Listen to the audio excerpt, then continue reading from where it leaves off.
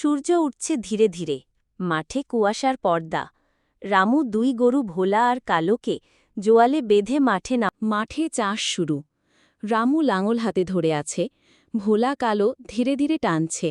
মাটি ফেটে উঠছে। রামুর মুখে চিন্তা, রামুর কপালে ঘাম। চারপাশে ফসলহীন শুকনো জমি। মনে পড়ে গত বছরের দুর্ভিক্ষ।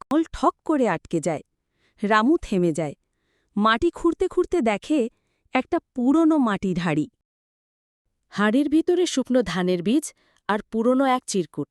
লেখা, ভবিষ্যতের জন্য রেখে গেলাম, হাল ছাড়িস না। রামু হাঁটুর ওপর বসে পড়ে, চোখে জল। গরু দুটো চুপচাপ দাঁড়িয়ে, চারপাশ নীরব। রামু হাড়ির বীজ বুক পকেটে রাখে, উঠে দাঁড়িয়ে বলে, আবার শুরু করব এই মাটিতেই। নাঙল আবার মাঠ ছেড়ে যাচ্ছে। পেছনে কাটা জমি, আকাশে লাল রঙের আলো। মাটির ওপর একটা বীজ পড়ে